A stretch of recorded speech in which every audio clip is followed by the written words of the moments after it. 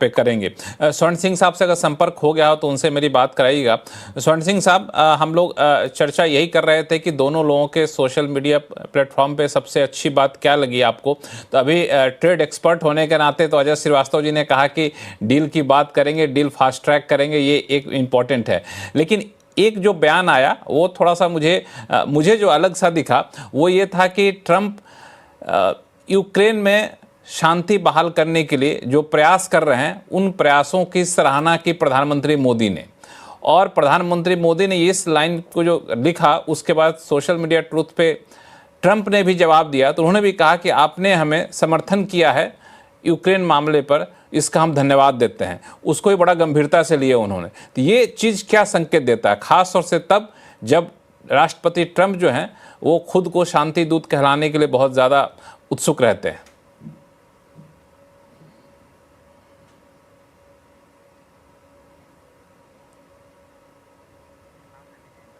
स्वर्ण सिंह साहब, आवाज आ रही है मेरी? जी जी, आपने ये सवाल मुझसे पूछा, धन्यवाद। जी जी जी। उसके पीछे वजह साफ है कि राष्ट्रपति ट्रंप जो अपने चुनावी भाषणों में 24 घंटे कहते थे लगेंगे उनको युद्ध समाप्त करने के लिए, अब जान चुके हैं कि ये युद्ध इतनी आसानी से समाप्त होने वाला नहीं है। और खासकर अलास्का में जो उनकी शिखर वार्ता राष्ट्रपति पुतिन के साथ हुई, उसके बाद आप देखें कि वो खुद भी युद्ध विराम की बात ना करके शांति वार्ता की बात करना शुरू हो गए हैं, जो राष्ट्रपति पुतिन शुरू से कहते हैं। तो मामला कितना जटिल है ये उनको समझ आता जा रहा है। और उसके सामने बिल्कुल देखें कि भारत ना केवल यूरोपियन यूनियन के साथ फ्री ट्रेड एग्रीमेंट को लेकर आगे बढ़ रहा है, पर हाल ही में यूरोपियन यूनियन की president Ursula von der Leyen ने भारत के प्रधानमंत्री को ये कहा कि आप अपना जो प्रभाव है वो राष्ट्रपति पुतिन के साथ तालमेल बनाकर कोशिश करें कि ये युद्ध समाप्त हो जाए। तो यूरोपीय देश भी आज भारत की एक तरह से उसमें योगदान चाहते हैं। और ठीक उसी तरह से जब भारत के प्रधानमंत्री थियानजिन गए हुए थे शांघाई सहयोग संगठन में, तो राष्ट्रपति ज़ेलेंस्की भारत के प्रधानमंत्री को बात फोन पर करते हैं कि आप राष्ट्रपति पुतिन से मिलेंगे तो शायद कुछ संभावना हो सकती है कि ये युद्ध समाप्त हो। तो भारत का और भारत के प्रधानमंत्री का योगदान जो इस युद्ध को कम से कम शांति की ओर ले जाने की तरफ है, वो सामने नजर आता हुआ साफ नजर आता है। और दूसरी, जल्दी से मैं इसमें ये बात जोड़ना चाहूंगा कि ये रुझान में जो फर्क आया है वो उसके पीछे मुझे लगता है कि भारत का संयम और खासकर प्रधानमंत्री की थियानजिन यात्रा में जिस तरह से रूस और चीन ने ये दिखलाने की कोशिश की कि भारत उनके खेमे में आता जा रहा है, ये शायद कोर्स करेक्शन की वजह बनी है। और तीसरी बात कि शायद ये क्योंकि राष्ट्रपति ट्रंप परंपरा से हटकर उनका तरीके हैं और उनकी टीम में जो लोग हैं, जैसे वो उनके आसपास भड़कीली भाषा में बात करते हैं, चाहे वो हॉवर्ड लटनिक हो, स्कॉट बेंसेट हो और सबसे आगे पीटर नवारो, पर उसके साथ साथ मार्को रूबियो की और यदि सर्गी और गोर की आप भाषा देखें तो उनकी भाषा लगातार सकारात्मक और उम्मीद वाली एक तरह से रही है भाषा। और भारत ने भी अच्छे से कैलकुलेट किया कि करीब 2/3 ऐसा निर्यात है भारत का जिस पर असर आएगा। 1/3 व्यापार जो रूस अमेरिका के साथ है उस पर ज्यादा असर नहीं, फोन, इलेक्ट्रॉनिक और फार्मास्यूटिकल नहीं है ये टैरिफ अभी तक। तो नुकसान है, कुछ सीमित जगह में नुकसान है। और चौथी और आखिरी बात कि लगातार इस दौरान जब तनाव बना हुआ था 27 अगस्त के बाद, तब भी भारत और अमेरिका का लगातार अलास्का में सैन्याभ्यास हुआ। वहां से भारत की लगातार 2+2 डायलॉग हुआ जो रक्षा मंत्री और विदेश मंत्री, वहां के रक्षा मंत्री विदेश मंत्री से करते हैं। केवल अपने खास मिलिट्री अलायंस पार्टनर्स के साथ ही अमेरिका इस तरह की बातचीत करता है, वो बात हुई। फिर बोइंग का एक अमेरिका से और डेलीगेशन आया कि भारत किस तरह के उपकरण, हथियार या एरोप्लेन वगैरह खरीद सकता है। और अब ये आपने देखा कि मिस्टर लिंच जो आए हुए हैं भारत, तो लगातार सब पहलू चलते रहे साथ साथ में। पर क्योंकि भाषा भड़कीली थी इसलिए जरूरत से ज्यादा शायद हमें लगा कि तनाव बहुत बढ़ गया है और इसका कोई सुलझाने की संभावना नहीं है। पर इस सब के पीछे मुझे लगता है कि भारत का संयम जो था उसको मैं बिल्कुल। मानता हूं कि उसकी वजह से भारत ने उसी भाषा में बात करने की कोशिश नहीं की, अपने विकल्प हैं ये दिखा दिया। तो बाद में मुझे लगता है राष्ट्रपति ट्रंप को लगा कि कुछ और तरह से भारत से बात करनी होगी। हालांकि अपनी बातों को मनवाने की अब भी कोशिश करेंगे वो, उससे पीछे नहीं हटेंगे, पर उनकी रणनीति में मुझे लगता है बदलाव है, उनकी नीति में बदलाव नहीं है। लेकिन आपने बहुत अच्छी बात कही कि उनकी रणनीति में बदलाव है, उनकी नीति में बदलाव नहीं है। और मुझे लगता है कि इस पे कुछ चीजें चल रही हैं जो हम लोग को नहीं पता लग रहा है, लेकिन ये रूस यूक्रेन युद्ध को खत्म कराने के लिए अलग अलग लेवल पे बातचीत यहाँ पे हो रही है। प्रोफेसर स्वर्ण सिंह साहब, आप अगर कुछ हिंट दे सके, क्योंकि अभी आज शाम में रूस के राष्ट्रपति पुतिन का भी फोन कॉल आया। मौका तो था जन्मदिन को लेकर बधाई देना, शुभकामनाएं देना, लेकिन वहां भी प्रधानमंत्री मोदी ने साफ तौर से कहा कि अगर रूस यूक्रेन वॉर खत्म करने के लिए हमें कुछ करना है तो हम इसके लिए हमेशा तैयार रहेंगे। उन्होंने ट्वीट करके इसकी जानकारी भी दी। तो ये सब क्या संकेत दे रहे हैं कि ये रूस के नाम पर जो 25% टैरिफ लगाया, तो ये तो अलग बात है ही, उसको हटना चाहिए पहले, लेकिन ये शायद खत्म कराने के लिए कई देश लगे हुए हैं। देखिए, सैद्धांतिक तौर पर जो दूसरे वाला 25% जिसको पेनल्टी टैरिफ कह रहे हैं, वो अपने आप में भारत ने बार बार कहा अनफेयर है, अनरीजनेबल है, अनजस्टिफाइड है, क्योंकि इस ऊर्जा के आयात से भारत ने ना तो कोई अंतर्राष्ट्रीय कानून की उल्लंघन किया है, ना किसी अंतर्राष्ट्रीय आर्थिक प्रतिबंध का उल्लंघन किया है। तो ये अपेक्षा है भारत में कि सबसे पहले जो ध्यान होना चाहिए, आपस में जो बातचीत फिर से शुरू होने वाली है व्यापार को लेकर, उस पर यह बात होनी चाहिए कि ये 25% जो है, जो अनफेयर है, इसका क्या करना है। अब इसको राष्ट्रपति ट्रंप कैसे हटा सकते हैं? मुझे लगता है सबसे पहले तो ये कि वो ये कह सकते हैं कि भारत के व्यवहार में फर्क आया है। अब ये साफ जाहिर है कि 2023 से ऊर्जा के आयात में थोड़ी सी कमी हुई है।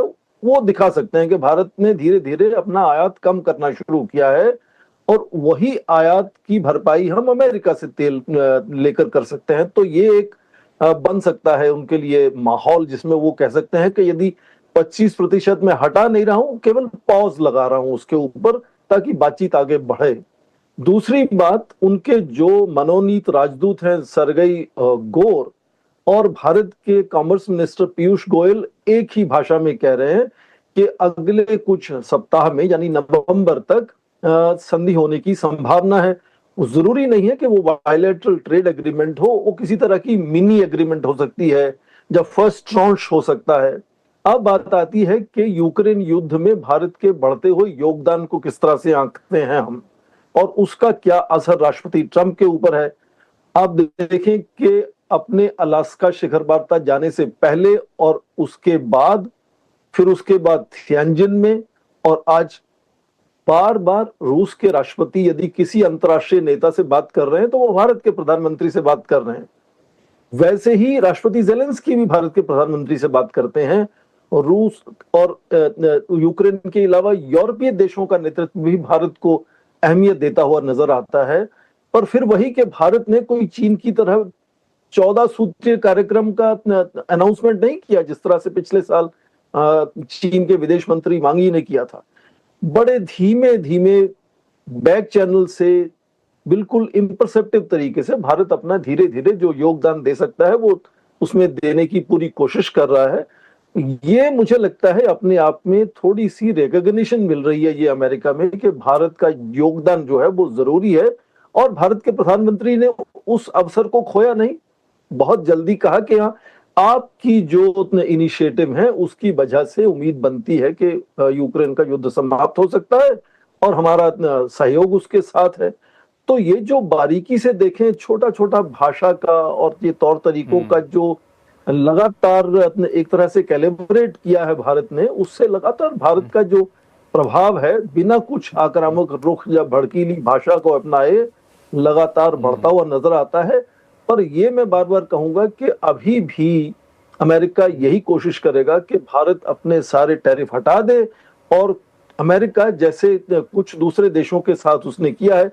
और ये बात भी जानना जरूरी होगा कि राष्ट्रपति ट्रंप शुरू में कह रहे थे कि 80 देशों के साथ उनका नया व्यापार की संधि होने वाली है, आधा दर्जन से ज्यादा देशों से उनकी कोई संधि हो नहीं पाई है, वो भी अपने दोस्त देश, अलायंस पार्टनर्स उनके अपने हैं जो मान गए हैं। हालांकि भारत के पड़ोस में देखें तो पाकिस्तान को भी 19% टैरिफ लगाने की बात हुई है, जबकि भारत पर 50% है। तो ये टैरिफ कम हो सकता है, इसके कोई तौर तरीके ढूंढे जाएंगे, बनेंगे, पर वो जो उनका बुलिंग बिहेवियर है, मैक्सिमम प्रेशर बिहेवियर है, वो खत्म नहीं होने वाला बड़ी जल्दी। भारत को लगातार ये संयम लेकर चलना होगा और कोशिश करनी होगी कि जितना वो निर्यात अपना आसानी से अमेरिका में बहाल करा सकता है वो कराया जाना चाहिए, क्योंकि कुछ ऐसे खास क्षेत्र हैं जैसे जेमन ज्वेलरी है, श्रिम्प्स है, टेक्सटाइल है, अपैरल्स, गारमेंट्स हैं, वहां असर हमारी लाइवलीहुड पर लगातार पड़ रहा है। पिछले 3 महीने में निर्यात गिरा है भारत का। हालांकि ये बातचीत शुरू होते ही आप देखें निफ्टी ने दिखाया कि 90 पॉइंट्स ऊपर गया है आज निफ्टी। तो धीरे धीरे उत्साह भी बन रहा है, पर चिंताएं, चुनौतियां बनी रहेंगी और बहुत संयम से काम लेना होगा भारत को। तो ये एक महत्वपूर्ण बात आपने कही कि जिस दे दिए कि अगर आपको नोबेल पीस प्राइज मिलेगा रूस यूक्रेन युद्ध रुकवाने के लिए, तो हम बीच में नहीं आएंगे, हम तो आपका समर्थन करते हैं। स्वर्ण सिंह साहब कुछ कहना चाहते हैं सर? छोटी सी बात मैं इसमें ऐड करना चाहूंगा। अब तो पाकिस्तान के विदेश मंत्री डार साहब ने भी कह दिया है कि भारत ने अमेरिका की मध्यस्थता से युद्ध नहीं रोका है। और दूसरा, एक कल ही एक कश्मीरी नाम से टेररिस्ट है, उन्होंने कहा कि ऑपरेशन सिंदूर में मसूद अजहर की परिवार को बहुत लोगों को मार गिराया है। तो ये सच्चाई, भारत की जो युद्ध लड़ने का तरीका है, किस तरह से 4 दिन में हमने सर्जिकल स्ट्राइक करके बंद किया है, वो भी यूक्रेन और गाजा में जो हो रहा है उसके सामने एक उदाहरण की तरह सामने आता है। तो उससे भी भारत की जो साख है वो बदल जाती है अंतर्राष्ट्रीय स्तर पर। किया एक तरीके से थैंक यू भी कहना चाहिए। चलिए, आपने हमारी आंखें खोल दी। प्रोफेसर स्वर्ण सिंह साहब, मैं थोड़ा सा इसी चीज़ को आगे बढ़ाऊं जो अभी नरेश कौशिक जी कह भी रहे थे कि जब बात इतनी हो गई, अगर हम लोग इतने मधुर हो गए बातचीत में, तो क्यों ना हम लोग जैसा कि चीन के साथ किए, अमेरिका से ये अपेक्षा रखें कि आप फिलहाल टैरिफ को सस्पेंड कर दीजिए, बातचीत करिए, जब बातचीत नहीं होगी तो फिर टैरिफ लगा दीजिएगा। बिल्कुल आपने ठीक कहा लक्ष्मण जी। हमारा सबसे पहला ध्येय जो होना चाहिए अभी व्यापार की बातचीत में, वो यही कि किस तरह से ये जो पेनल्टी वाले 25% टैरिफ हैं उनको कम से कम रोका जाए, पॉज लगाया जाए। अच्छा है यदि हटा दिया जाए। और यहां तक आपने की बात कि क्या अमेरिका पर भारत को विश्वास करना चाहिए, क्या ये रुझान में बदलाव असली है या केवल दिखावा है, उसमें ये आपको ध्यान रखना होगा कि जिस तरह से भारत एक उभरती हुई आर्थिक व्यवस्था है, एक उभरती हुई शक्ति भी कह सकते हैं, तो जैसे जैसे भारत का उदय होगा तो ये आपस में प्रतिस्पर्धा और कुछ हद तक तनाव भी बनेगा। भारत अमेरिका में दोनों अपने अपने जो राष्ट्र हित हैं उनको साधने की कोशिश करेंगे। आज से ही आप देखिए कि भारत अंतर्राष्ट्रीय स्तर पर चाहे। प्रोफेसर स्वर्ण सिंह साहब, प्रोफेसर साहब, मैं एक चीज आपसे पूछना चाहूंगा। आपने बड़ा अच्छा पॉइंट उठाया है कि क्या यह भारत के बढ़ते वर्चस्व का परिणाम है कि अमेरिका को भारत खटकने लगा है, या फिर सिर्फ डोनाल्ड ट्रंप के अपने स्वभाव का परिणाम है? हाँ, कुछ हद तक कह सकते हैं कि राष्ट्रपति ट्रंप का एक अपना तरीका है कि वो अंतर्राष्ट्रीय स्तर पर अपनी जो नेतृत्व है उसकी वैधता नहीं ढूंढते हैं। वो केवल अपने सीमाओं के अंदर सुरक्षा और समृद्धि लाने की कोशिश में है।